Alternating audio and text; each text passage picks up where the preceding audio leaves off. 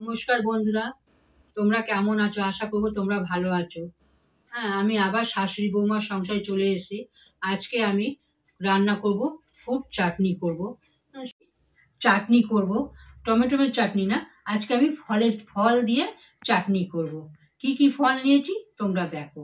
দিয়ে কেটে নিয়েছি, আঙুর ফলগুলো নিয়েছি, কেটে নিয়েছি আঙুর ফলগুলোকে। কমলা লেবু কেটে নিয়েছি, এখানে খেজুর নিয়েছি, কিশমিশ, কাজু বাদাম, আমসত্ত্ব। আপেলগুলোকে না আমি, তোমরা চাইলে না ছাড়াতে পারো, আমি ছাড়িয়ে নিয়েছি। ওই খাওয়ার পরে খোসাটা মুখে পড়ে ভালো লাগে না, তাই আমি আপেলটাকে পুরোটাই খোসা ছাড়িয়ে নিয়েছি। আর একটু টক দেবো, পাতি লেবু কেটে নিয়েছি। এই দিয়ে আমি চাটনিটা করব। কেমন করে করি তোমরা দেখো। একটু ভাজা মশলা ভেজে নেব চাটনির মধ্যে দেওয়ার জন্য। এই 5 ফোড়ন নিয়েছি, এটাকে আমি একটু গুঁড়ো করে নেব। আর একটা ছোটো দেখে একটা লঙ্কা দিলাম। হ্যাঁ, একটু ঝাল ঝাল না হলে ভালো লাগে, মিষ্টি ঝাল টক সব হলে খেতে ভালো লাগে। এটা আমার হয়ে গেছে।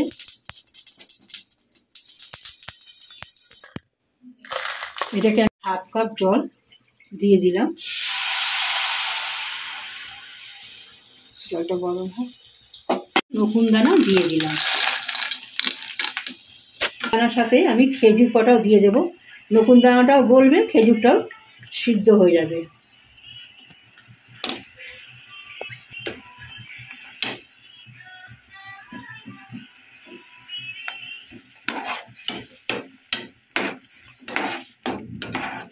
একটু সিদ্ধ হলে তারপরে আমসত্ত্বটা দেবো।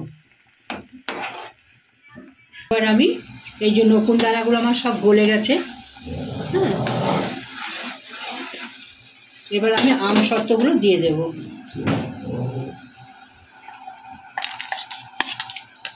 আর দেবো সাথে এই কাজু বাদাম আর কিশমিশটাও আমি দিয়ে দেব।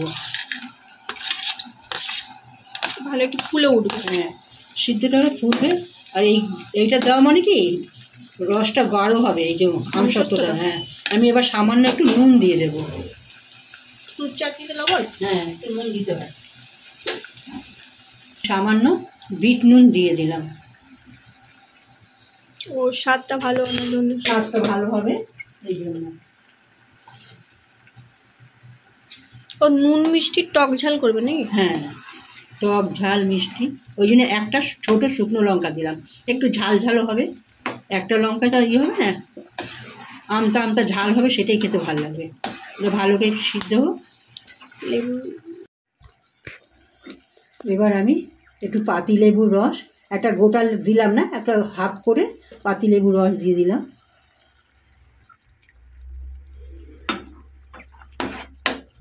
এবার আমি এটা ঠান্ডা হবে তারপরে ফলগুলো দেবো, কেন এই গরমে ফলগুলো দিলে কালারটাও নষ্ট হয়ে যাবে, আর ভালো লাগবে না, দেখতেও ভালো লাগবে না, খেতেও ভালো লাগবে না।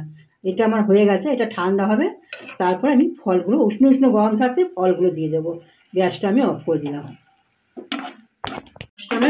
উষ্ণ গরম আছে, উষ্ণ গরম থাকতে থাকতে দিতে হবে। 10 মিনিট পরে আবার এই ফলগুলো সব কাটা ফলগুলো দিয়ে দিচ্ছি।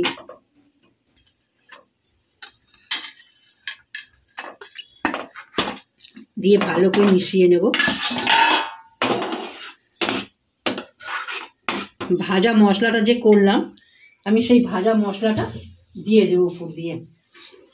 5 ফোড়ন আর শুকনো লঙ্কা দিয়ে আমি ভাজলাম, এই মশলাটা আমি উপর দিয়ে দেবো, এটা সেন্ট হয়। আমি সবটাই দিয়ে দিলাম, রাখলাম না।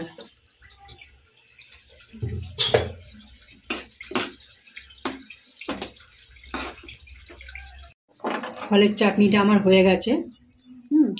তোমরা তো প্রথম থেকে দেখলে, কেমন লাগলো আমাকে তোমরা কমেন্ট করে জানাবে। তোমরাও এইভাবেই করে খেও।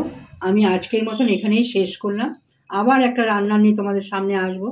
ততক্ষণ তোমরা ভালো থাকো, সুস্থ থাকো। টাটা বন্ধুরা।